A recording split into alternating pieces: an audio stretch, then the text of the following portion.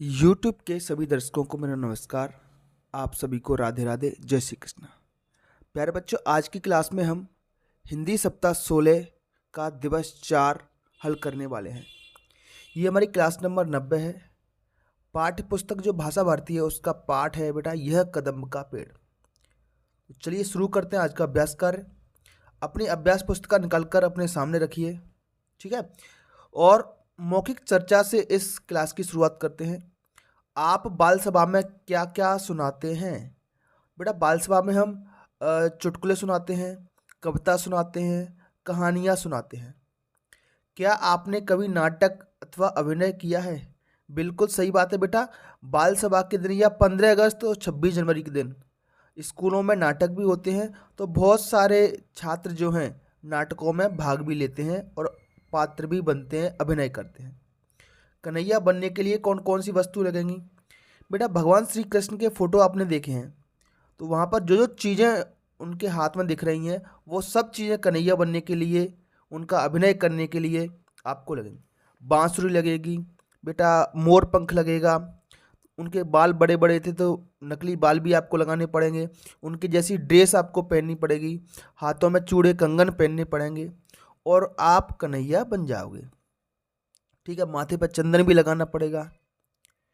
इसके बाद बेटा लिखित भाषा विकास, इसमें आपको क्या करना है बेटा? न न एक अक्षर है, घ ज व, इनसे बनने वाले शब्द लिखने हैं आपको। जैसे न से बनने वाला शब्द है नल, नजर, नहर, और घ से बनने वाले शब्द हैं घर, घोंसला, घड़ी। इन सब की शुरुआत घ से हो रही है, घ। इसके बाद ज से बनने वाले शब्द जंजीर, जंगल, जानवर, और इसी तरीके से व से बनने वाले शब्द ये रहे वकील, वजीर, वर्दी। बेटा वजीर किसको कहते हैं आप बताओ जरा मुझे? वजीर वो होता है बेटा जो राजा का प्रधानमंत्री होता है, राजा का सबसे अच्छा मंत्री उसका वजीर कहलाता है। वर्दी, वर्दी को अंग्रेजी में कहते हैं यूनिफॉर्म। जैसे हमारी सेना होती है तो उसकी एक वर्दी होती है, पुलिस की एक वर्दी होती है, जिस कपड़ों को वो पहनते हैं ड्यूटी पर उनको वर्दी कहते हैं। अगला प्रश्न है बेटा पर्यायवाची शब्द लिखिए। बेटा एक ही चीज के, किसी भी व्यक्ति के, किसी भी वस्तु के एक से ज्यादा नाम जो होते हैं वो उसके पर्यायवाची कहलाते हैं। जैसे पानी, अब पानी को आप पानी भी कह सकते हैं, पानी को जल भी कह सकते हैं, पानी को नीर भी कहते हैं। तो पानी के पर्यायवाची हो गए जल और नीर। इसी तरीके से पेड़, पेड़ को बेटा वृक्ष भी कहते हैं, तर भी कहते हैं, ठीक है। माँ, माँ के पर्यायवाची बेटा जननी, माँ को जननी भी कहते हैं, माँ को माता भी कहते हैं, सुता भी कहते हैं, सुता। बेटा, बेटा के पर्यायवाची बेटा पुत्र और सुत। याद रखना पुत्र को कहते हैं सुत, माता को कहते हैं सुता। थोड़ा सा अंतर है, आ की मात्रा का अंतर है। तो माता होती है सुता और पुत्र होता है सुत, सुत माने बेटा। कुछ लिखित प्रश्न है बेटा। अगर बच्चा पेड़ पर नहीं मिलता तो माँ और कहाँ कहाँ ढूंढती? माँ बच्चे को पेड़ के आसपास, नदी के किनारे, झाड़ियों में ढूंढती। अगला प्रश्न है डांटने पर भी बालक पेड़ से नहीं उतरा तो माँ ने क्या किया? अगर डांटने पर बच्चा पेड़ से नहीं उतर रहा है तो इस कविता के अनुसार माँ ने क्या किया? माँ राजा मुन्ना कहकर मनाती है, उससे प्यार करती है। माखन मिश्री, दूध मलाई, मिठाई का लालच देकर उसको उतारने की कोशिश करती है। क्या कहती है? बेटा मुन्ना राजा नीचे आ जा, मैं तुमको माखन दूंगी, मिठाई दूंगी, दूध मलाई दूंगी।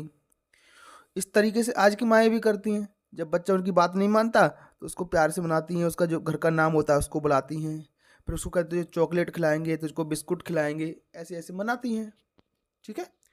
चलिए, बहुत अच्छी कहानी है प्यारे बच्चों, ये बहुत अच्छी कविता है माँ और बेटे के प्यार के बारे में।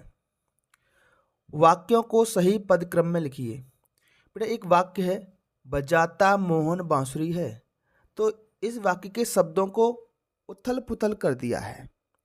अगर इसके वाक्य के शब्दों को सही से लगाया जाए तो एक अर्थपूर्ण वाक्य बन जाता है। जैसे मोहन बांसुरी बजाता है, ये इसका सही रूप होगा। इसी तरीके से कृष्ण थे पिता वासुदेव के, ये वाक्य सही नहीं है, इसको सही से लगाइए जरा। वसुदेव कृष्ण के पिता थे, तो वाक्य इस तरीके से सही बन जाएगा। निकलता है माखन दही से, तो इसका सही बनेगा बेटा दही से माखन निकलता है। इसी तरीके से होती मिश्री है मीठी, तो सही वाक्य रहेगा बेटा मिश्री मीठी होती है। बेटा है पे वाक्य खत्म होता है, पूर्वविराम लगता है, और जिसके बारे में चर्चा होती है वो वाक्य में पहले आता है। जैसे बांसुरी फूंक से बजती है, फूंक मारने से बांसुरी बजती है। विलोम शब्द है बेटा, विलोम माने अर्थ में उल्टे, जैसे ऊपर, ऊपर का बेटा विलोम होता है नीचे, ठीक है। सुखी, सुखी का होता है दुखी। पास जो नजदीक होता है उसका विलोम होता है दूर। तो इस तरीके से बेटा इस पाठ में आपके विलोम और पर्यायवाची दोनों शब्द आए हैं, इनको आप याद रखें, आपके वार्षिक परीक्षाओं में भी ऐसे प्रश्न आते हैं। इसके बाद बेटा धारा प्रवाह पठन, ये आपको पढ़ना है। उसके बाद इसके नीचे कुछ प्रश्न दिए हैं, उनके जवाब आपको लिखने हैं, मौखिक भी हैं और लिखित भी हैं। आसपास के पेड़ों पर तरह तरह के खूबसूरत पक्षी भी हमें दिखाई दिए। तोता, बगुला, मैना, कबूतर और रंग बिरंगी छोटी छोटी चिड़ियाँ देखकर मन खुशी से झूम उठा। पक्षियों की चहचहाहट बरबस ही मन को उस ओर खींच रही थी। अचानक हिरणों का एक झुंड तेजी से हमारे सामने से गुजर गया, हम तो बस उसे देखते ही रह गए। इसके बाद आपने कौन कौन से पक्षी देखे हैं बताइए।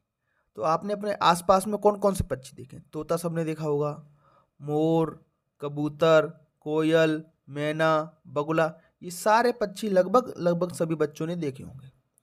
तो आप बता सकते हो। मैना कैसे बोलती है, तोते की आवाज़ निकाली। बेटा तोते और मैना की आवाज़ निकाल करके आपको अपने शिक्षक को सुनानी है। इसके बाद है बेटा लिखित प्रश्न, पक्षियों की चहचहाहट से क्या आशय है?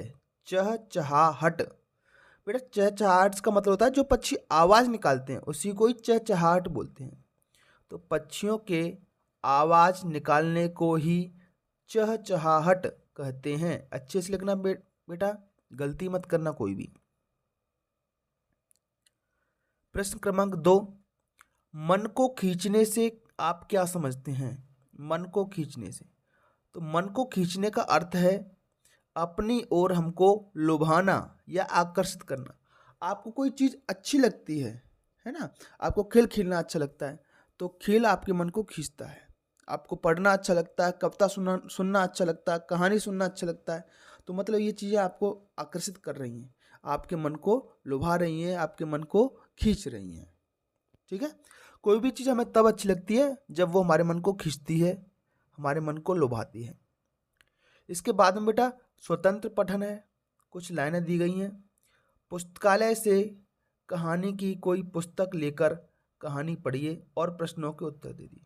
तो कोई भी कहानी बेटा पुस्तकालय से पढ़नी है, ठीक है। मेरे स्कूल में बच्चों ने जो कहानी पढ़ी उसमें भोला, सूरज, आरिफ, मटरू ये कहानी के कुछ पात्र थे, ठीक है।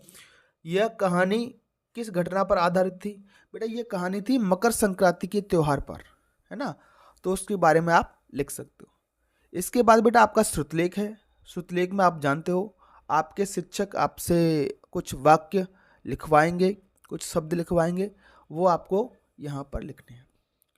तो बेटा आज की वीडियो में इतना ही। आपको हमारा वीडियो कैसा लगा हमें कमेंट बॉक्स में बताएं। पिछले वीडियो में मैंने एक सवाल पूछा था, रावण के भाई का नाम, जो महाभारत का एक पात्र था, लंका का राजा था, उसका एक भाई था, बहुत बड़ा शरीर था उसका, वो 6-6 महीने सोता था। एक दिन में वो मतलब एक बार में 6 महीने तक सोता रहता था। तो उसका नाम था बेटा कुंभकर्ण। क्या नाम था? कुंभकर्ण, ठीक है, कुंभकर्ण। तो चलिए बेटा आज का प्रश्न है बेटा आप सभी के लिए कुंभकर्ण, ठीक है। तो आज का प्रश्न है बेटा, जब भगवान श्री राम माता सीता को ढूंढने के लिए लंका गए थे। कहाँ गए थे? लंका। रावण से छुड़ाने के लिए लंका गए थे। तो एक और बलवान, बहुत ताकतवर एक भगवान थे, जिनको बंदर के रूप में थे, वानर के रूप में थे वो, है ना। उन्होंने उनकी मदद की थी, जिनकी पूजा हम आज भी करते हैं। मंगलवार और शनिवार के दिन उनकी पूजा होती है। ठीक है। इन्होंने भगवान राम की मदद की थी सीता माता को रावण के यहाँ से छुड़ाने में। मंगलवार शनिवार को उनकी पूजा होती है, उन भगवान की। ठीक है। तो उन भगवान का नाम आपको कमेंट बॉक्स में बताना है। ठीक है। उनकी एक पूंछ भी है। क्या है? पूंछ भी है। और उनका एक हथियार है गदा, जिसको आप सोटा कहते हो, उनके पास रहता है। और मंगलवार और शनिवार को उनकी पूजा होती है। उन भगवान का नाम आपको यहाँ पर बताना है मुझे। ठीक है प्यारे बच्चों, समझ गए? इतनी सारी मेरी हिंट दे दी है। तो चलिए बच्चों, फिर मिलेंगे अगली क्लास में। तब तक के लिए आपका दिन शुभ हो। Have a nice day and thank you.